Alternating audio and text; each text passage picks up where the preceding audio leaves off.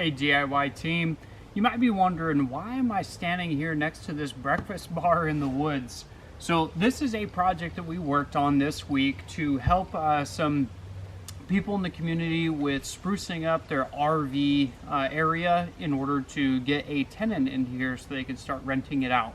So what you're looking at here is actually an insulated box that I built.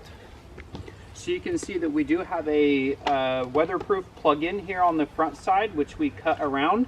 If you make your way around here, then we have a walking latch and a door that opens up. On the inside here, a different contractor had already installed the electrical and the water system. So we came in and we laid down the gravel base for drainage. We put in some brick stones as pavers, and then we built this box in over it. So we built the box frame first just here, and then applied the 2x6s in between. All of this, the owner is going to come in after me, and they're going to be sealing it up and possibly painting it. But we built this box here after the box frame was complete. Then we lined it with 1-inch insulated foam. And so that is all the way around, as you can see here. Some other interesting features, some other small features that we added was the locking clasp there, the door that swings out for this side, and then also this weather stripping here. Their intent is to plug in a small heater for this area during the winter time and just plug it, put it down here, or have another heating system that attaches directly to the water spigot here.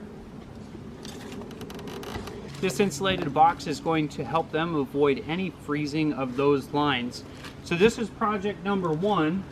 Another project that we had here was when they purchased this RV, this lock, it didn't come with the keys. This compartment was locked and I had to drill that out. We just used a drill bit straight through the center that was able to decore everything and allowed me to break open the door. And then I installed a new lock there. And so now we have keys for this compartment and our water is secure. The next two items that we did were kind of safety features for this. So we have an elevated deck here, which you may have seen in our Instagram stories earlier, a little bit snippet of. So we helped him build this deck a few weekends ago. And so now they just wanted a platform to go between the camper itself and the deck to make it a little bit safer, because the stairs, it's parked close enough that the stairs can't fully fold out. Their projected tenants for this RV is an older individual who would have limited mobility, and so they just wanted this to be a safer platform. They already have the handrail on the other side.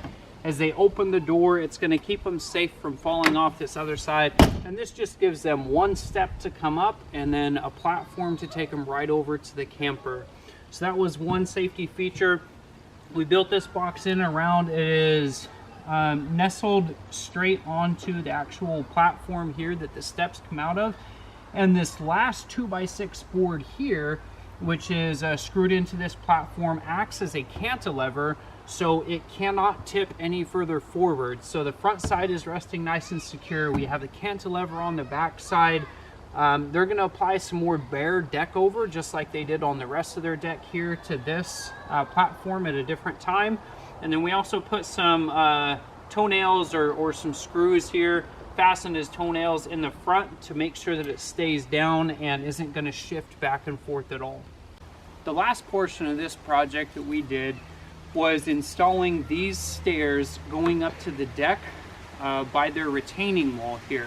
So these stairs were just leaning up against this wall before, so I secured them in. What I did is I attached a ledger board to this concrete retaining wall, and I attached it with both concrete screws. So you can see these blue concrete screws in here, and then also some construction adhesive, which is rated for both wood and concrete. And we cleaned off that area back there, so we have both construction adhesive and these concrete screws securing this ledger boards into place. We attached the stairs to our ledger board from the side there, securing them in real nice. And so this staircase is nice and secure now. This piece here was an overall fairly easy build that just took a couple days with dry time. So what we did was we started with 2 frame sections. So I boxed out both of the ends with 2x2s. So we have built the 2x2 square forms for both of the ends. I ran 2x6s on the bottom to get the appropriate length afterwards. Once we had run those, then we went ahead and continued using this reclaimed lumber and building all the way up.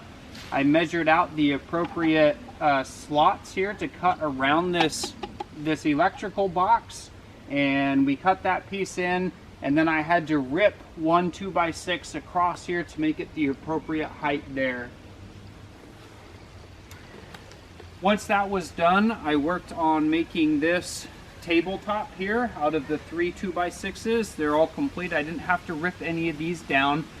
And then we started placing the 1-inch foam insulation inside, cutting it around all of the components. We had to do several cuts to get the foam insulation around this box on the inside, and then cutting around the ends and the lower toe kicker panel here on the back.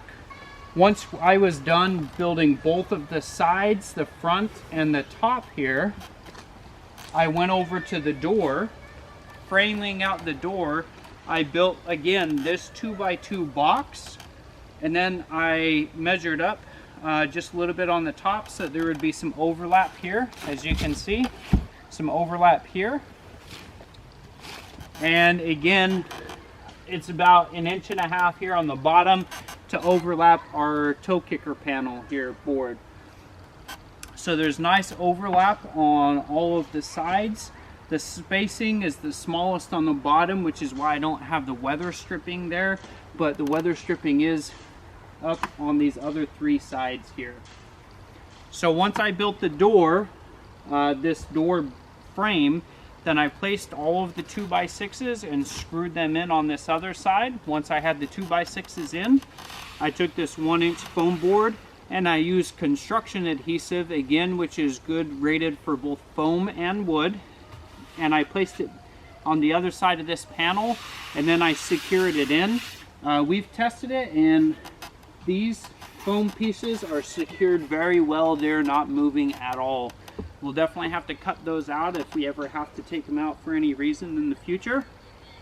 But that built the door. For placing the door, I took several small nails and I placed them in here on this ledge, and then I lifted the door up and I placed it right down on top of them. That gave me about a 1/8 inch gap on the bottom. With that in place, I came over and I installed these 3 galvanized hinges, which are going to be good for weather. And you can see we have the 4 screws in the door piece here, and then we have another 5 that's connecting to the box. The finishing touches for this project, as you might be able to see, you can probably see some of this white here. That is a weatherproof caulk rated for exterior, and it is waterproof here. So in addition to the insulation that we put on the inside, I also caulked between every board going all the way across, and then any other holes that used to have screws in them or whatnot, because this is reclaimed wood, I also filled all of those holes as well. It dries clear. So this project isn't very old, so you're going to still be able to see some of that white, but most of the rest of this is already cleared up, and we applied that between every board to give additional insulation. So there shouldn't be much, if any at all, air passing through this box, and so whatever heating element they put inside should be very safe, and this box should also give protection from any water leakage going inside as well. So they have a couple different layers of protection. They have the board itself, the caulk between all the boards, and then they have the insulation foam board on there. So this is a pretty thick box and should do the job very well for this. Maybe this is something that would work well for you and is a project that you would like to do. If you have any questions about it or anything, please let me know. I'll do my best to answer those questions. I didn't have the camera out here with me as I was working on this project this week, But if you have any questions, please let me know. I'll do my best to answer those. The whole point of these videos is to help out the DIY community and help you save money and make sure that you're doing the best job that you can without paying somebody else to do an easy project like this. So please subscribe if you haven't already, and all of the links that are in our description are generally affiliate links, and clicking any of those greatly helps us out. I hope that y'all have a great DIY day, team.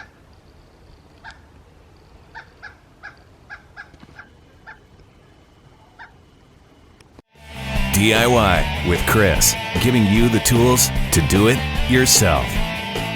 Today on DIY with Chris.